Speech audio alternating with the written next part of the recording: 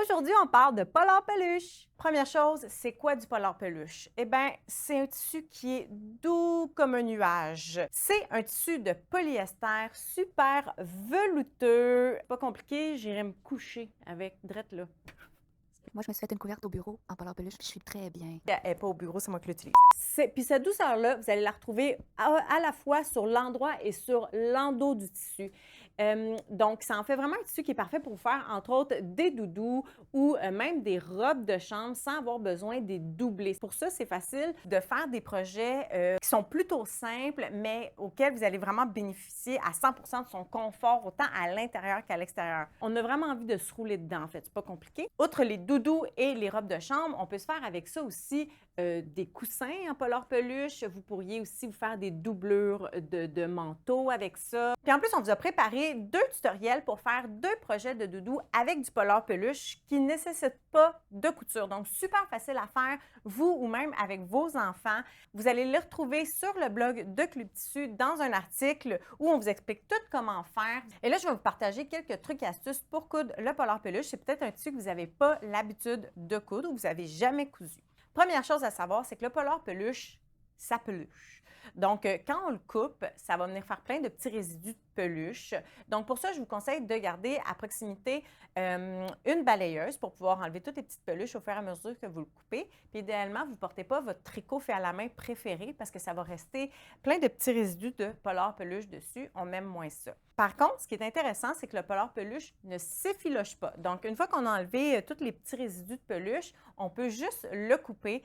Donc, ça peut être intéressant pour se faire, par exemple, des projets rapides.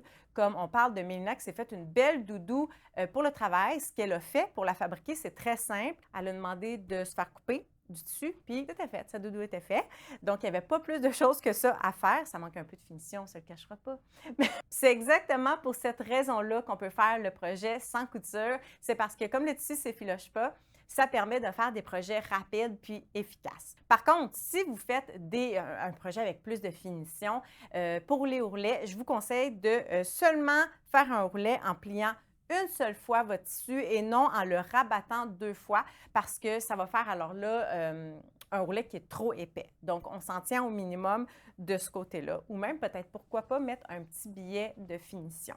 Pour l'aiguille, on va utiliser une aiguille pour les tissus tricotés, donc ball point ou jersey ou même stretch. Donc, de ce côté-là, vous pouvez faire des tests avec différents types d'aiguilles pour voir qu'est-ce qui fonctionne le mieux avec votre machine.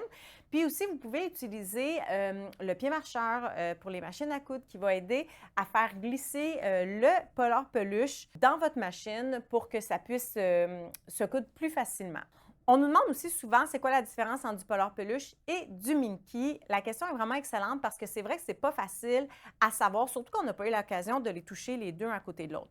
En fait, le polar peluche, c'est un tissu qui est relativement épais avec des poils longs et qui va être vraiment doux des deux côtés.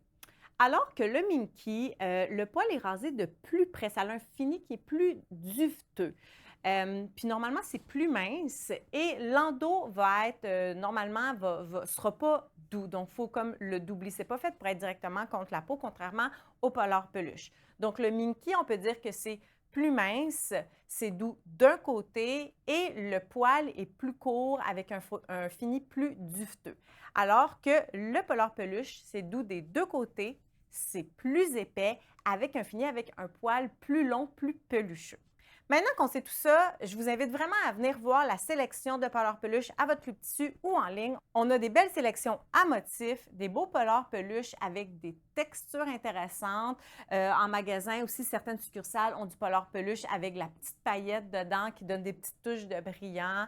Il existe aussi des polar peluche qui sont réversibles, c'est-à-dire avec un motif sur l'endroit, un motif sur l'envers. Donc pour ça, je vous invite vraiment à aller voir la sélection à votre Club Tissu le plus près ou en ligne. Alors voilà, j'aimerais savoir en commentaire, avez-vous déjà cousu du polar peluche? Et si oui, qu'est-ce que vous avez cousu? Vos suggestions nous inspirent et inspirent la communauté couture, donc c'est toujours apprécié de vous lire. Ciao!